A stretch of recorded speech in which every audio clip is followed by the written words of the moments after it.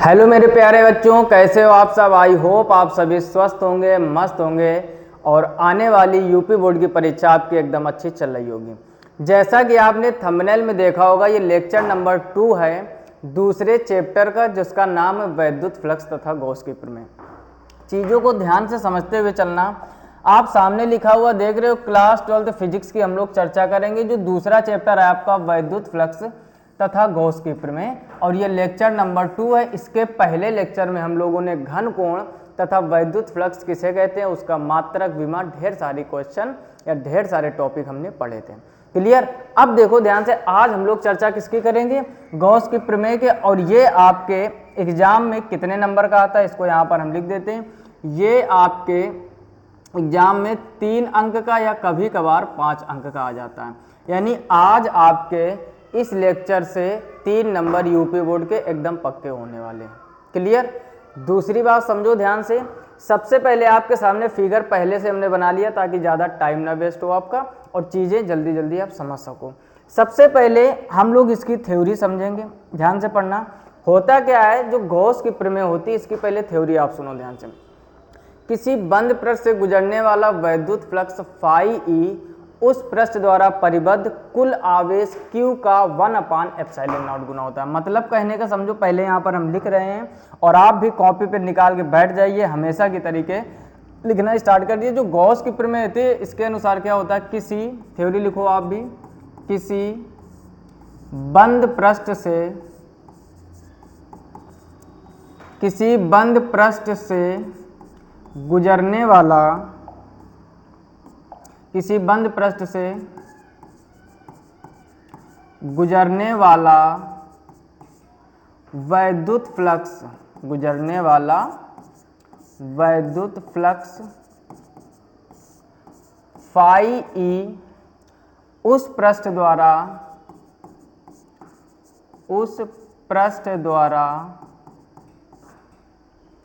परिबद्ध, उस पृष्ठ द्वारा परिबद्ध कुल आवेश, परिबद्ध कुल आवेश Q का 1/ε0 गुना होता है। ये तो आपको पहले थ्योरी लिख देनी है, ठीक। अब ध्यान से समझो, यहाँ पर इसका हम लोग कलर चेंज कर लेते हैं ताकि आपको अलग से दिखे। 1/ε0 का कलर चेंज कर लीजिए और यहाँ फाई ई का, ठीक।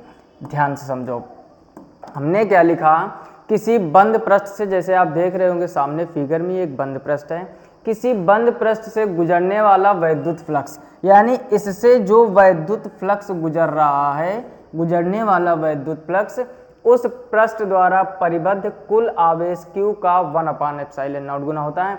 यानी कहने का अर्थ ये है, जो आपका फाई ई है वो Q का 1/ε0 गुना होता है।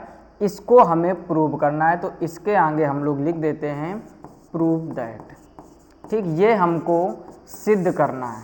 इतनी बात क्लियर हुई कि नहीं। एकदम आराम से पढ़ा रहे हैं और कभी भी जल्दबाजी नहीं करेंगे पूरे सिलेबस में। क्लियर। क्योंकि भागने से कोई फ़ायदा नहीं है, एकदम भाग के कोई फ़ायदा नहीं है। आप जल्दी जल्दी लगेगा कि हमने सब सीख लिया, जितनी देर वीडियो देखोगे उतनी देर टिकेगा, आफ्टर सम टाइम डिलीट हो जाएगा। तो वो काम हमको बिल्कुल भी नहीं करना है। हमने क्या बोला, किसी बंद पृष्ठ से गुजरने वाला वैद्युत फ्लक्स फाई ई उस पृष्ठ द्वारा परिबद्ध कुल आवेश Q का 1/ε0 गुना होता है। ये थ्योरी, इसके तुरंत बाद ये फिगर आप यहाँ पर बना दोगे, ठीक। मतलब कहने का, एग्जाम में जब आप लिखोगे तो पहले ये थ्योरी लिखोगे, उसके बाद यहाँ पर ये वाला पूरा चित्र आपको शिफ्ट कर देना है। इतनी बात समझ में आई या नहीं, क्लियर। अब आपको क्या करना है, हमको इसको प्रूव करना है। केवल इतना लिखने से, फिगर बनाने से 3 नंबर नहीं मिलेंगे, हमको इसको प्रूव करना है। तो प्रूव करके लाना क्या है, फाई ई इक्वल Q/ε0। पहले आप इसका स्क्रीनशॉट ले लीजिए, फिर हम करवाते हैं प्रूविंग। क्लियर।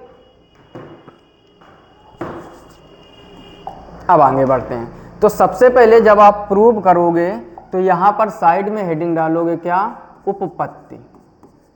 हेडिंग क्या डालोगे, उपपत्ति। अब उपपत्ति कैसे होगी, हमने जो भी फिगर बनाया है उसकी थ्योरी देख देख के लिखनी है। ध्यान से समझो, फिगर को देखना है, थ्योरी लिखना है, जैसा कि हम लोग शुरू से करते आए हैं।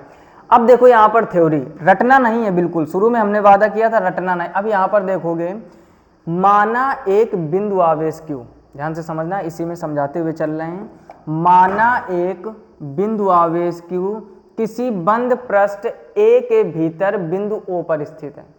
फिर से सुनो, चित्र को देखकर थ्योरी बनाना सीखो। ये एक दो डेरिवेशन की बात नहीं, पूरी फिजिक्स में 100 से ज़्यादा डेरिवेशन सीखोगे। सबकी थ्योरी याद करना आसान नहीं है, और आपको लग रहा है कि हम याद कर लेंगे, तो फिर आपको बस लग ही रहा है, याद नहीं होगा। थ्योरी फिगर से ही निकाली जाती है। सुनो कैसे, हमने कहा माना एक आवेश प्लस Q किसी बंद पृष्ठ A के भीतर बिंदु O पर स्थित है। यहाँ पर आपको क्या दिख रहा है, बिंदु O, तो ये Q O पर ही तो स्थित है, और किसके, बंद पृष्ठ के भीतर। बस यहीं से स्टार्ट हो जाएगा। फिर बिंदु O से स्मॉल r दूरी पर, ये देखोगे आप यहाँ पर क्या है, स्मॉल r। बिंदु O से स्मॉल r दूरी पर एक बिंदु P है। इतनी बात समझ गए। P के चारों तरफ एक लघु अवयव DA है। क्लियर, क्या कठिन है क्या? फिर से सुनो, हमने कहा माना एक आवेश Q किसी बंद पृष्ठ के भीतर बिंदु O पर स्थित है। O से स्मॉल r दूरी पर एक बिंदु P है जिसके चारों तरफ एक लघु अवयव या लघु क्षेत्रफल DA है। इसको हम आगे बढ़ा देंगे, ये DA वेक्टर हो गया, इसको नीचे की तरफ बीच का कोण बन गया थीटा, यानी E और DA के बीच का कोण क्या हो गया, थीटा। तो बस यही थ्योरी आपको लिख देनी, कुछ भी कठिन नहीं है, यानी लिखना स्टार्ट करो माना, और इस थ्योरी के बिना डेरिवेशन अधूरा है, ये समझ लो। माना एक बिंदु आवेश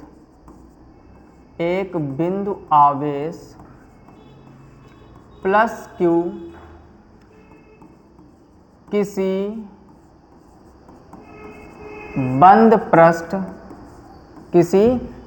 पृष्ठ A के भीतर बिंदु A के भीतर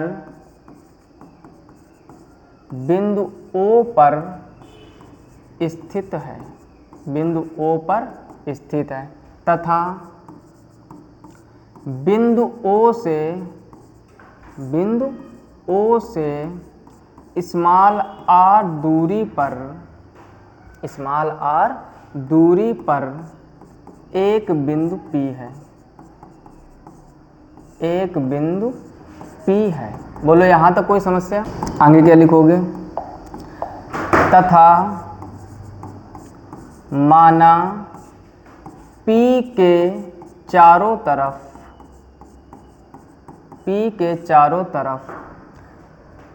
एक लघु क्षेत्रफल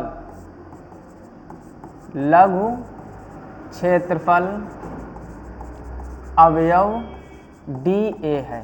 ठीक, जितनी चीज़ें हमने लिखी समझ लो। यहाँ से इसका कलर चेंज कर लेते हैं, ठीक, ताकि आपको दूर से हाईलाइट रहे। यहाँ पर बिंदु O का कर लीजिए, यहाँ पर आवेश का कर लीजिए, ठीक। उसके बाद में यहाँ पर P का, ठीक, ताकि आप जब स्क्रीनशॉट लोगे तो ये चीज़ें आपको अच्छे से समझ में आए। बात समझ पा रहे होगे हमारी। यहाँ पर बिंदु O का और यहाँ पर A का, ठीक। अब समझो, वापस आते हैं हम लोग। क्या है, माना एक बिंदु आवेश प्लस Q, इसका ठीक। अब देखो, माना एक बिंदु आवेश प्लस Q किसी बंद पृष्ठ A के भीतर बिंदु O पर स्थित है, तथा बिंदु O से r दूरी पर एक बिंदु P है, तथा माना P के चारों तरफ एक लघु क्षेत्रफल अवयव DA है। ये लघु क्षेत्रफल अवयव क्या है, DA। सब कुछ जो फिगर में आप देख रहे होंगे वही सब कुछ लिखा हुआ है। अब हम लोग यहाँ से बस इसकी कैलकुलेशन स्टार्ट करते हैं, और यहाँ पर लिखेंगे क्या, लिखेंगे माना बिंदु O पर प्लस Q के कारण, या ऐसे लिख लो, लिखोगे माना P पर, या माना बिंदु P पर प्लस Q के कारण तीव्रता कैपिटल E है। बात को समझने का प्रयास करो। हमने कहा माना जो बिंदु P है आपका फिगर में, बिंदु P पर प्लस Q के कारण तीव्रता क्या है? E है। अतः तो वैद्युत क्षेत्र की तीव्रता का फार्मूला क्या होता है? E equal 1/4 pi epsilon not Q बटे आर स्क्वायर हो जाएगा। और इसको हमने चैप्टर फर्स्ट में पढ़ाया था। ये क्या है? बिंदु आवेश के कारण वैद्युत क्षेत्र की तीव्रता। बिंदु आवेश के कारण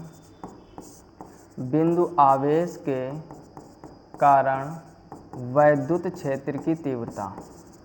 वैद्युत क्षेत्र की तीव्रता, इसका भी डेरिवेशन खूब पूछा जाता है। पहले लेक्चर में, पहले चैप्टर में हमने करवाया था। इतनी बात समझ गए? जो बिंदु आवेश यानी कहीं भी आपको प्लस क्यू चार्ज मिले, उसके कारण जो तीव्रता होती है equal 1/4 pi epsilon not Q बटे आर स्क्वायर। ठीक, अब यहाँ पर प्रूविंग कैसे स्टार्ट होगी समझो। हम लोगों ने फार्मूला पढ़ा फाई ई बराबर vector E dot D A vector. पढ़ा है या नहीं पढ़ा है? आपका जवाब आएगा बिल्कुल पढ़ा है, जस्ट इसके पहले लेक्चर में। अच्छा, डॉट हटता है तो क्या आता है? Cos theta. तो फाई ई बराबर हो जाएगा E D A cos theta. बोलो यहाँ तक कोई समस्या? जब भी डॉट हटता है हमेशा क्या आता है? Cos theta. क्लियर? और चाहो तो आप यहाँ पर डी भी लिख सकते हो। ठीक, क्योंकि हम लोग अभी लघु वैद्युत फ्लक्स की बात कर रहे हैं। यहाँ तक की कहानी में कोई दिक्कत नहीं होनी चाहिए। अब क्या करना है आपको? E D A cos theta हो गया। जो आपने यहाँ ई का मान निकाला है वही ई का मान रख दीजिए। तो आप यहाँ पर क्या लिखोगे? ई का मान रखने पर। क्या लिखोगे? ई का मान रखने पर। अब ई का मान रखोगे तो क्या हो जाएगा? ये हो जाएगा d phi equal 1/4 pi epsilon not Q बटे आर स्क्वायर इंटू, ये तो इतना हो गया ई का मान, और साथ में क्या है? D A cos theta. साथ में क्या है? D A cos theta. अब आपको क्या करना है? डी ए कॉस थीटा और बटे आर स्क्वायर अलग कर लेना है, यानी डी फाई ई इक्वल हो जाएगा 1/4 पाई एप्सिलॉन नॉट Q, और अलग आपको कर लेना है डी ए कॉस थीटा बटे आर स्क्वायर। इतनी बात समझ गए? अच्छा, इसके पहले लेक्चर में हम लोगों ने क्या पढ़ा था? जो घनकोण होता है ओमेगा का मान 4 पाई स्टेरेडियन होता है। यहाँ पर अगर पूरी आकृति के लिए निकालेंगे यानी डी ए कॉस थीटा बटे आर स्क्वायर निकालेंगे, तो यहाँ भी हम लोग निकालेंगे डी ओमेगा। यानी कहने का मतलब ये है, आकृति से जब आप वैल्यू निकालोगे डी ए कॉस थीटा बटे आर स्क्वायर, तो उसका मान क्या आ जाएगा? D omega. यानी डी ए कॉस थीटा बटे आर स्क्वायर, इतनी वैल्यू जो आपको दिख रही है वो उसकी जगह हम लोग डी ओमेगा रख सकते हैं। क्लियर? ध्यान से पढ़ते हुए चलो। देखो मौसम थोड़ा चेंजमेंट चल रहा है, देख रहे होगे आप, पसीना बंद नहीं हो रहा है। ये पसीना सिर्फ इस वजह से बहाया जा रहा है ताकि आने वाला एग्ज़ाम आपका अच्छा हो सके। बात आप समझ रहे होंगे। दूसरी इंपॉर्टेंट बात ये समझो आप, क्या कि अगर आप मेहनत नहीं करोगे, आप पसीना नहीं बनाओगे, तो आने वाले समय में फिर दिक्कत हो जाएगी। अगर हम आपके लिए अटूट मेहनत कर रहे हैं तो आप बस इतना करना है कि जो भी चीज़ें हम पढ़ा रहे हैं शुरू से लेकर लास्ट तक, आप उनको लिख लिख कर तैयार करते रहिए। सिर्फ वीडियो मत देखिए, नोट्स बनाइए और लिखते हुए चलिए। क्लियर? इन चीज़ों को बहुत विशेष ध्यान देना है। फिलहाल में वापस आते हैं, डी ए कॉस थीटा की जगह डी ओमेगा रख दो, तो ये हो जाएगा d phi e equal 1/4 pi epsilon not Q, और यहाँ पर क्या रख दोगे? D omega. अब आप क्या करोगे? या तो संपूर्ण पृष्ठ के लिए एक लाइन लिख लिया जाता है संपूर्ण पृष्ठ के लिए, या फिर आप डी से डी काट सकते हो। ठीक, और ओमेगा का मान 4 पाई होता है। यानी हम लोग आगे चर्चा करते हैं, यही यहाँ पर लिखते हैं क्या? D phi e equal 1/4 pi epsilon not Q, और साथ में क्या था? D omega. अब यहाँ पर एक लाइन आप चिपका दीजिए। क्या लिखना है? संपूर्ण पृष्ठ, बस थोड़ा सा चेंज किया जाता है। क्या लिखोगे यहाँ पर? संपूर्ण पृष्ठ ए के लिए या ए से बाहर जाने वाला वैद्युत फ्लक्स। क्या लिखोगे? संपूर्ण पृष्ठ ए के लिए या ए से बाहर जाने वाला वैद्युत फ्लक्स। तो अब डी हटा दीजिए, तो फाई ई बराबर हो जाएगा 1/4 पाई एप्सिलॉन नॉट Q, और साथ में यहाँ हो जाएगा ओमेगा। अच्छा, इसके पहले लेक्चर में हम लोगों ने क्या पढ़ा था? ओमेगा बराबर 4 पाई स्टेरेडियन। ठीक, तभी हम स्टेप बाय स्टेप चल रहे हैं। चाहते तो पहले गॉस कीपर में पढ़ा देते, फिर आपको ये टेंशन हो जाती कि ओमेगा बराबर 4 पाई कहाँ है। लेक्चर 1 में कंप्लीट किया है, अगर वो नहीं देखा तो ज़रूर उसको विजिट कीजिए। अब 4 पाई रख दीजिए यहाँ पर, तो क्या हो जाएगा? Phi e equal 1/4 pi epsilon not Q into 4 pi. आप देखोगे 4 पाई से 4 पाई कट जाएगा, तो फाई ई बराबर हो जाएगा Q बटे एप्सिलॉन नॉट, और आप देख पा रहे होंगे कि यही हमारी फाइनल प्रूविंग होती है और यहाँ पर हम लोग लिख देंगे क्या, प्रूव्ड। तो इतनी बात समझ में आई कि नहीं, इसका जल्दी से स्क्रीनशॉट ले लीजिए, फिर एक बार क्विक रिवीजन करवाते ताकि पूरी चीज़ें आपको समझ में आ जाए। ठीक, अब देखो ध्यान से, सबसे पहले आपसे कहेगा गॉस की प्रमेय को सत्यापित कीजिए या गॉस की प्रमेय को हल कीजिए। तो आप क्या करोगे, सबसे पहले लिखोगे गॉस के नियम के अनुसार किसी बंद पृष्ठ से गुजरने वाला विद्युत फ्लक्स फाई ई उस पृष्ठ द्वारा परिबद्ध कुल आवेश, जो वहाँ पर आवेश है, कुल आवेश Q का 1/ε0 गुना होता है। उसके बाद फिगर बना दोगे, फिगर को देख देख थ्योरी निकालना सीखो। पहले चैप्टर में 4 से 5 डेरिवेशन करा है और इसमें 1 से 2 डेरिवेशन, सब में हम निकालना सिखा रहे हैं। 2 से 3 चैप्टर लगेंगे, आपको थ्योरी निकालना सीख जाओगे, उसके बाद चीज़ें बहुत आसान हो जाएंगी। क्लियर। तो अब यहाँ पर लिखोगे माना एक बिंदु आवेश Q बिंदु O पर स्थित है और एक ये किसी बंद पृष्ठ के भीतर है। क्लियर। बिंदु O से r दूरी पर एक बिंदु P है जिसके चारों तरफ एक लघु अवयव क्षेत्रफल dA है और इसको dA और E के बीच का कोण मान लिया थीटा। इतनी बात समझ गए। उसके बाद की कहानी क्या है, अब यहाँ पर हम लोगों ने उपपत्ति की थ्योरी लिखनी पड़ेगी, जो अभी आपको हमने बताया बिंदु P है, P के चारों तरफ लघु अवयव D है। ठीक, अब माना बिंदु P पर प्लस Q के कारण तीव्रता, पहले चैप्टर में आपने पढ़ा होगा बिंदु आवेश के कारण विद्युत क्षेत्र की तीव्रता क्या होती है, 1/4πε0 Q/r², वही तीव्रता यहाँ पर रख दी। फिर फार्मूला क्या होता है, d फाई बराबर वेक्टर E डॉट डी है। जब भी डॉट हटता है क्या आता है, cos थीटा, विद्युत फ्लक्स से सीखते आए हैं। E का मान यहाँ पर रख दिया, मान रखने के बाद dA cos थीटा बटे r² अलग कर लिया। Clear. dA cos theta r² की जब क्या रखोगे, d ओमेगा। अब यहाँ पर d फाई ई बराबर हो गया 1/4πε0 Q इंटू डी ओमेगा। अब यहाँ पर आगे हम लोगों ने क्या सीखा कि d फाई बराबर 1/4πε0 Q इंटू डी ओमेगा। अब क्या करोगे, हमने कहा संपूर्ण पृष्ठ के लिए जब भी संपूर्ण वर्ड जोड़ दोगे हमेशा आपका d हट जाएगा। क्लियर, यानी पूरे पृष्ठ के लिए ले रहे तो अल्प का काम ही नहीं रहेगा, समझ गए होंगे। d ओमेगा, d हट जाएगा। ओमेगा का मान क्या होता है, 4 पाई स्टेरेडियन, इसको याद कर लो, ये घन कोण होता है। ओमेगा की जगह पर 4 पाई रख दिया, 4 पाई से 4 पाई कट जाएगा, फाई ई बराबर Q बटे ε0। तो ये हो गई आपकी गॉस की प्रमेय। आई होप आप ये पूरी प्रमेय अच्छे से समझ गए होंगे। वीडियो को लाइक नहीं किया तो लाइक कर दीजिए, जितना हो सके अपने दोस्तों में शेयर कीजिए ताकि उनका आने वाला एग्जाम अच्छा हो सके। मित्र का कर्तव्य होता है मित्र की मदद करना। अच्छा मित्र, सच्चा मित्र वही होता है जो दूसरे मित्र को बुराई से अच्छाई की ओर ले जाए, अंधकार से अच्छाई की ओर ले जाए। समझ में आ रहा है, तो मित्र वही होता है। तो आप मित्रता का फर्ज निभाते रहिए। उनको अगर इस चैनल के बारे में नहीं पता, शेयर करोगे, चैनल के बारे में पता चलेगा। और अभी थोड़े दिन बाद जुलाई आने वाली, यानी हम लोग अभी पहले से ही तैयारी कर दिए और आने वाले 6 से 7 महीने में फिजिक्स और मैथ का पूरा खात्मा करेंगे। क्लियर। अगर चैनल पर आप पहली बार आए तो सब्सक्राइब कर लीजिए, नोटिफिकेशन बेल को ऑल पर सेलेक्ट कीजिए ताकि हर एक वीडियो की अपडेट आप तक पहुंचती रहे। इस वीडियो में इतना ही, मिलते हैं नेक्स्ट वीडियो में। तब तक अपना ख्याल रखिए, अच्छे से पढ़ाई कीजिए। तब तक के लिए जय हिंद।